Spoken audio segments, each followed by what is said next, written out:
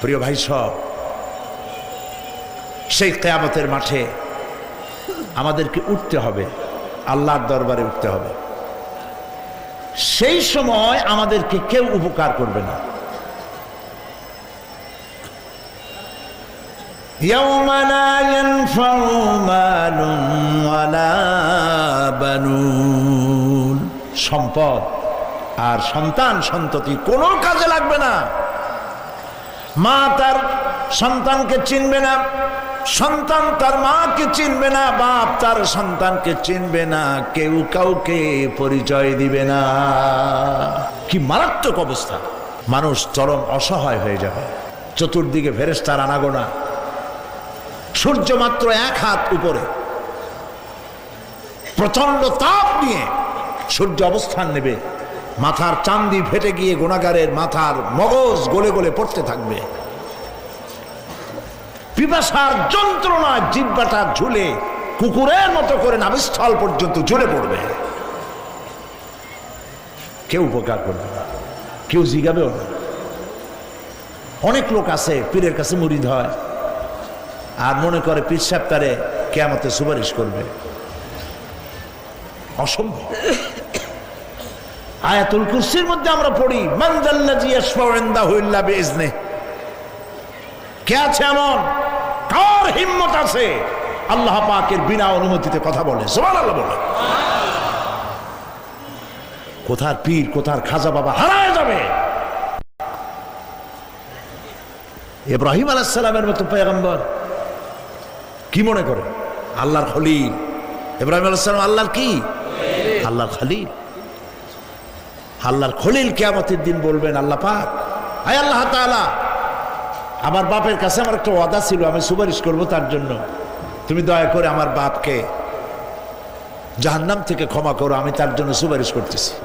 আল্লাহ তাআলা বলবেন, ইব্রাহিম, তোমার সুপারিশ মঞ্জুর হলো না। কথা বুঝতেছেন না? বুঝতেছেন না?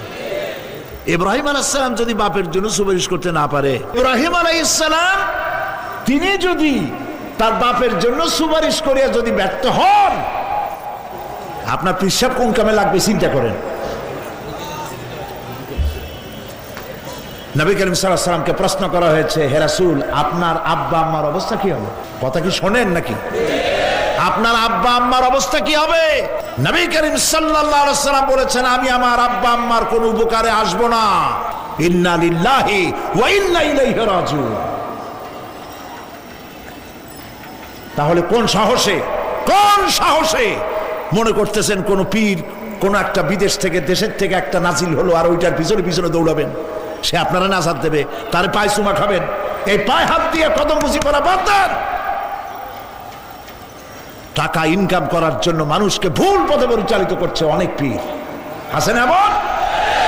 খালি মানুষে টাকা দেয়, জামায় অনেক পকেট, খালি টাকা নেওয়ার সমানে ঢুকাইতে থাকে চতুর্দিক দিয়ে।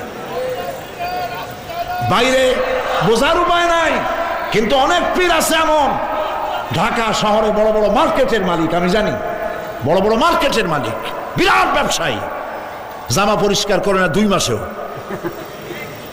মানুষকে দেখাবার জন্য গামছাটা নাকের কাছে ধরে ফত ফত করে আওয়াজ করে, মনে হয় যেন কাঁদতেছে। আজ বিশাল তাসান্ন হাবিজাবি জিকির শিখায়। লা ইলাহা কতক্ষণ, ইল্লাল্লাহ কতক্ষণ, আল্লাহ আল্লাহ কতক্ষণ, কোথায় পাইছো? ইল্লাল্লাহ ইল্লাল্লাহ কিসের জিকির? ইল্লাল্লাহ মানে কি? আল্লাহ ছাড়া, আল্লাহ ছাড়া, আল্লাহ ছাড়া, আল্লাহ ছাড়া কি? কাজী রাসূলুল্লাহ যা করেন এগুলি বেদাত। এই সব পীরের পাশে যাবেন না, মনে থাকবে।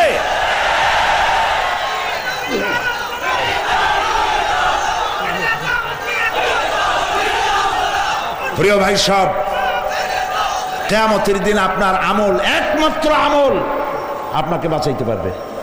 এই কোরআন শরীফে আল্লাহ পাক বলেছেন, ইয়া আইয়ুহাল্লাযীনা আমানু আবতাগু ইলাইহিল ওয়াসিলা, হে বিশ্বাসীরা ওসিলা ধরো। ধুরন্ধর এক শ্রেণীর লোকেরা এর অর্থ করেছে পীর ধরো। দুনিয়ার কোন তাফসীর, যত মুফাসসির পৃথিবীতে জন্মগ্রহণ করেছেন, কোন মুফাসসির এটা বলেন নাই আবতাগু ইলাইহিল ওসিলার মানে হলো পীর ধরো। বরং সমস্ত তাফসীর মুহাক্কিকিন বলেছেন আবতাগু ইলাইহিল ওসিলা আয় আমলে সালেহ, নেক আমলের ওসিলা ধরো। সুবহানাল্লাহ, নেক আমলের ওসিলা ধরো। প্রিয় ভাই সব ধান্দাবাজি ছাড়তে হবে।